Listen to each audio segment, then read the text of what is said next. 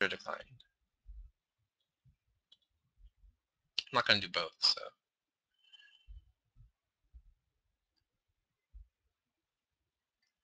DC, do you want to look at A? Accepted. D, declined. Okay, 50-50 so far.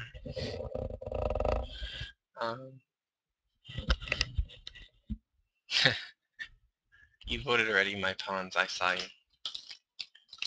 D, declined. Okay, so you guys want declined. Okay, which variation? Okay, so I guess we can run through like what black possibilities are. I mean, do you guys want to look at this from the black side or from the white side, or both? Slav. So yeah, there's semi-Slav, there's Slav, there's black side. All right. Okay. Yeah. So semi-Slav, Slav. Okay. So C6 is called the Slav. E6 and C6 is called the semi-Slav. Okay. So yeah. Okay. So let's start with.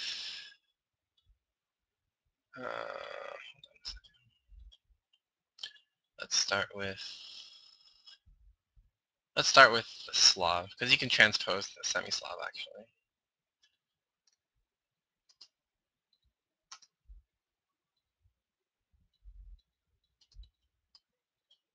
Oops.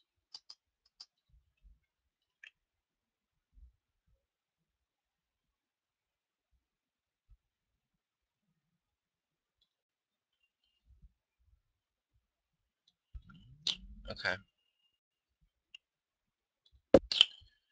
So yeah, we can look at the semi-Slav too, but all right.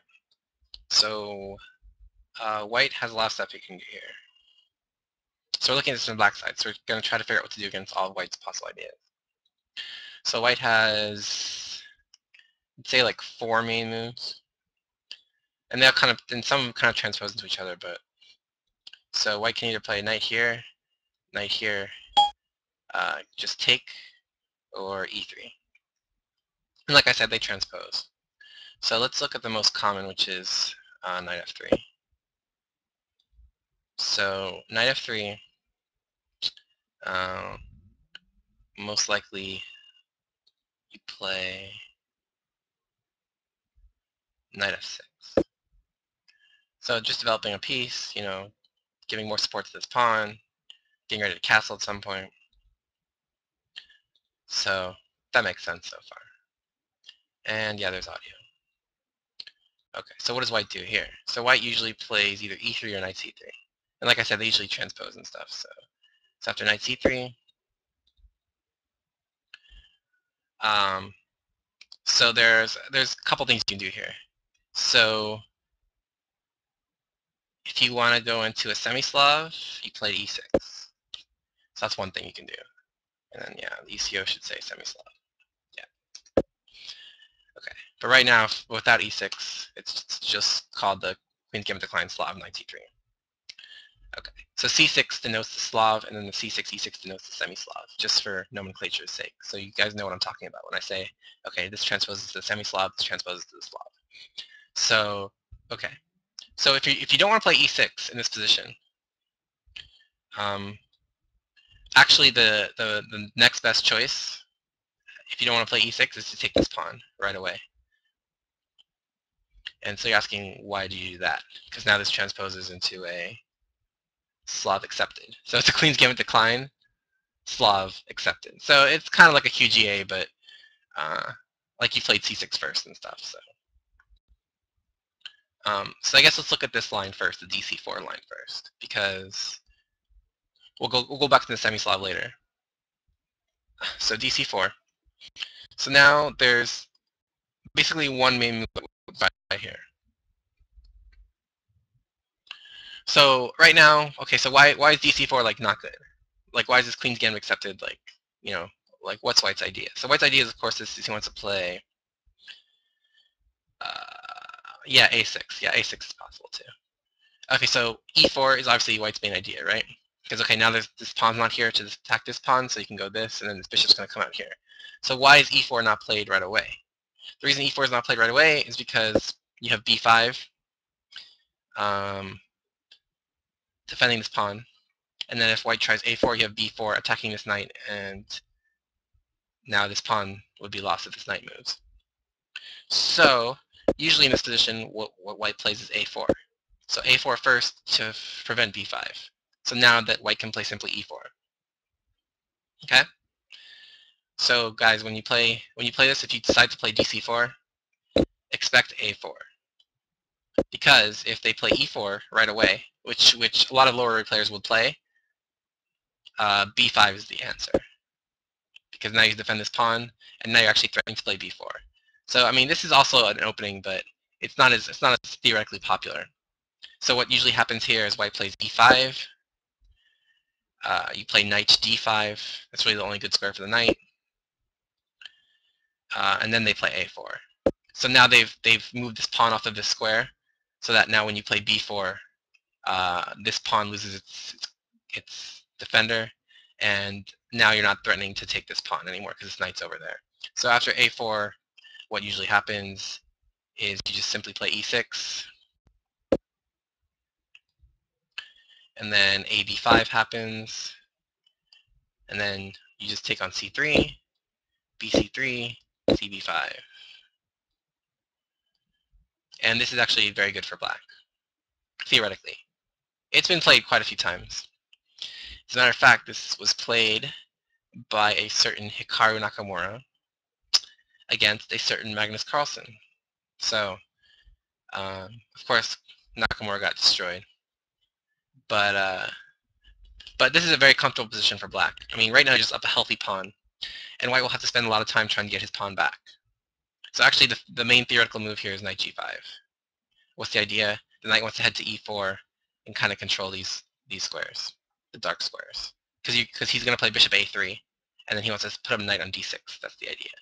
So anyway, that's really neither here nor there. Yeah, and this pawn is a pass pawn. Yeah. So it wants to go for glory. Okay, but anyway, so this is why e4 is not really considered that strong. But you guys need to know what to do against it, because a lot of lower rated people will play e4 right away. So you have to kind of know how to defend against that. So is that clear so far? Anyone have any questions?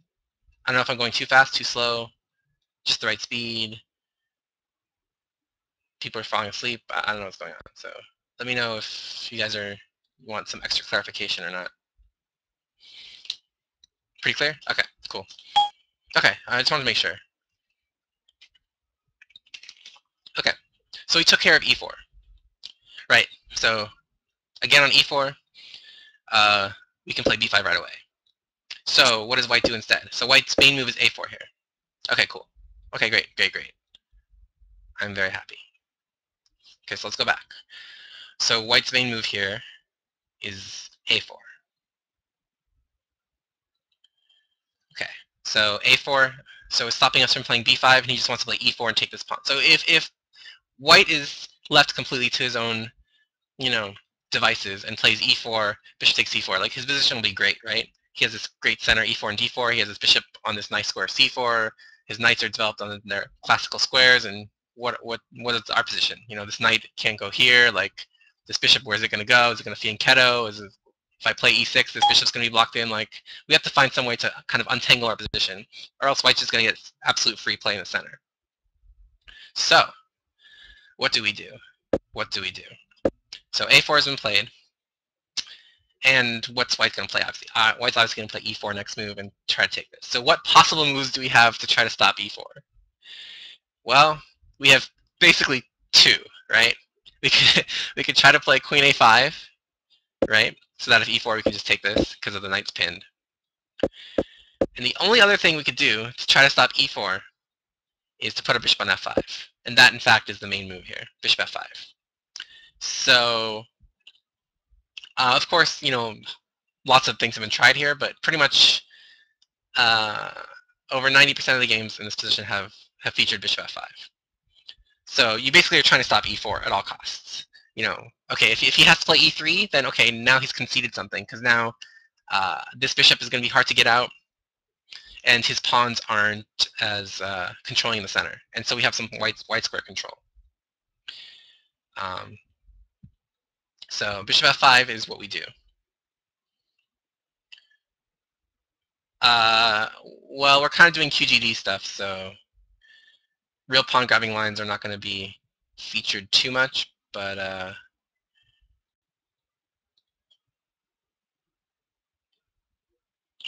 okay. So bishop f5, we're stopping e4. That makes sense. So what is white going to do here? So white, it's kind of hard for him to force e4 through. Like, I mean, knight g5 is kind of a waste of tempo. He can just play. We can just play h6 or something. So actually, there's two sort of main moves here. One is just to play e3. White figures, okay, I'm not going to get e4 in, but I just want to take this pawn back as soon as possible.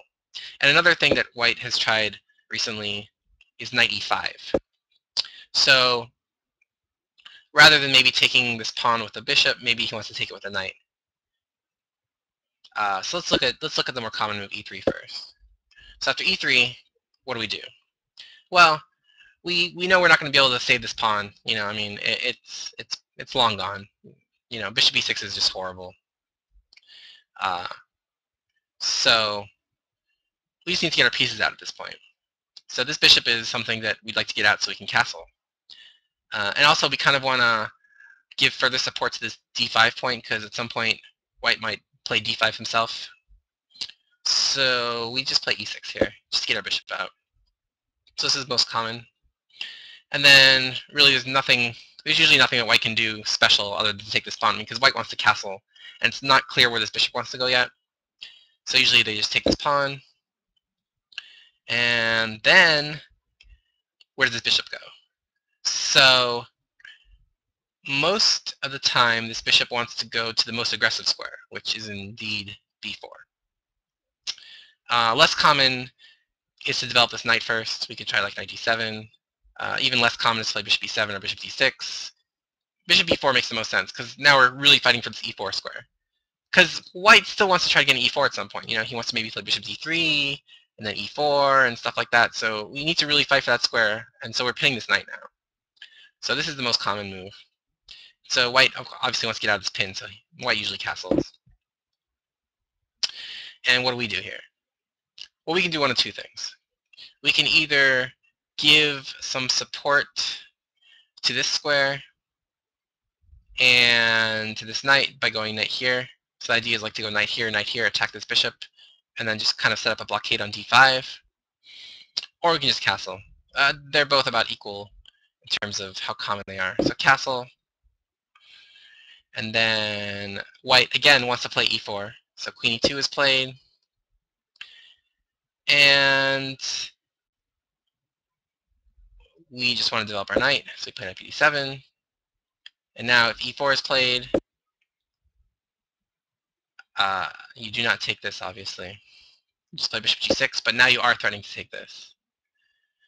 So why don't you take that right away? Because this is very good. Because now I'm threatening the bishop and I'm threatening the pawn. So you think you like remove the defender, but this is actually just terrible. So e4, just bishop g6, but now we are threatening to take this, because now we are threatening to take this. So just bishop g6, and so he has to defend this pawn somehow, so usually they go bishop d3. And now, we continue to put pressure on his position. So right now we're putting pressure on c3. Now that he's completed this d4, e4 pawn center, now we gotta start chipping away on it on the other flank. So we play bishop h5. So now we're pinning this knight to the queen, and now we're gonna start maybe attacking with e5 or c5 and start attacking on the dark squares. So bishop h5. So white prevents e5 himself by playing e5, getting this bishop some scope. And then we play knight d5. And then they take. And then we take with which pawn? Which pawn, guys? Which pawn do we take with?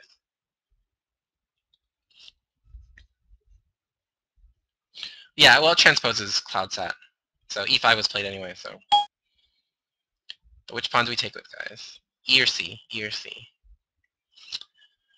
Yeah, the correct answer is you take with this guy.